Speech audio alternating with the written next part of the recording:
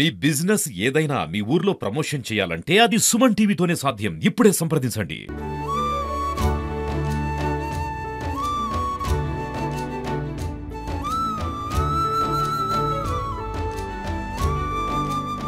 Welcome to Suman TV Warangal. ఈరోజు తెలంగాణ వ్యాప్తంగా కానీ దేశవ్యాప్తంగా కానీ ఎక్కడైతే తెలంగాణ ప్రజలు ఉన్నారో అంబరాన్ని అంటున్నాయి సంబరాలు, బతుకమ్మ సంబరాలు. ఇటువంటి పరిస్థితుల్లో జిల్లా కోర్టు సముదాయంలో కూడా గత కొన్ని సంవత్సరాలుగా జరుగుతున్నాయి. వరంగల్ బార్ అసోసియేషన్ ఆధ్వర్యంలో ఈరోజు పెద్ద ఎత్తున జరుగుతుంది. వరంగల్ ప్రధాన న్యాయమూర్తి నిర్మలా గీతాంబ గారు కూడా మనతో ఉన్నారు. చాలామంది న్యాయవాదులు కూడా ఈ కార్యక్రమంలో భాగస్వాములు అవుతున్నారు. అసలు బతుకమ్మకున్న మేడంకు దాని మీద అభిప్రాయం కావచ్చు, దాంతో బంధం కావచ్చు, ఒకసారి మేడం చెప్పండి. వరంగల్ పుర ప్రజలందరికీ కూడా బతుకమ్మ పండుగ శుభాకాంక్షలు. ఈరోజు మా వరంగల్ బార్ అసోసియేషన్ అధ్యక్షులు మరియు bar members, senior advocates, lady advocates అందరూ కూడా మన స్టేట్ పండుగ అయిన బతుకమ్మ పండుగని ఈరోజు ఘనంగా జరుపుకోవడం జరుగుతున్నది. ఈరోజు మనము మన సాంప్రదాయాన్ని, సంస్కృతుల్ని తెలియజేసే గొప్ప పండుగల్ని మన తెలుగు రాష్ట్రంలోనే ఇది గొప్ప పండుగ. ఇటువంటి పండుగలు చేసుకోవడం ద్వారా మన భావితరాలకు మన యొక్క సాంప్రదాయ సంస్కృతుల్ని అందజేస్తున్నామని, అలాగే ప్రకృతి పట్ల తెలంగాణ ప్రజలకున్న మమకారాన్ని ఈ పండుగ ద్వారా వాళ్ళు వ్యక్తపరచుకొని వారికి, ప్రకృతికి వారి యొక్క ధన్యవాదాలు తెలియజేసుకుంటున్నారని మనస్ఫూర్తిగా తెలియజేస్తున్నాను. Thank you very much. Madam, భావితరాలకు అంటే చిన్నపిల్లలకు కావచ్చు, ఇటువంటి వారసత్వాన్ని అందించాలంటే ఏం చేయాలి?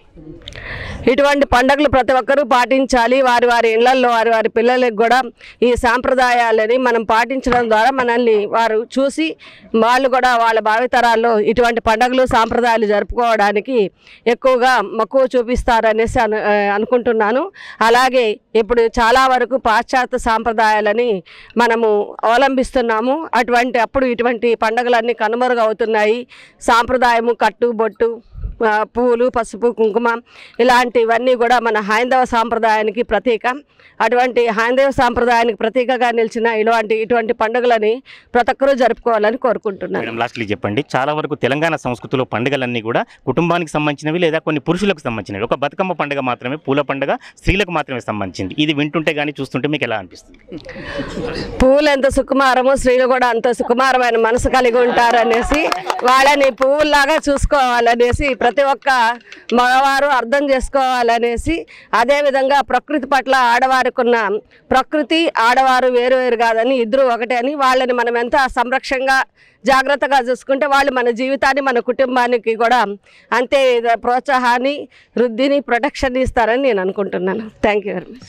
ఒక గొప్ప శక్తి అనేటువంటిది ఆవహిస్తూ మన యొక్క ఉద్యమాలకు, పోరాటాలకు గొప్ప స్ఫూర్తిని కలిగించినటువంటి దేవతగా మనం ఇవాళ బతుకమ్మను తీసుకుంటున్నాం. బతుకమ్మ అనేటువంటిది జీవించు అనేటువంటి, బతికించు అనేటువంటి పద్ధతిలో మానవులకు ఒక గొప్ప స్ఫూర్తి వీరగాథను అందిస్తున్నటువంటి చరిత్ర.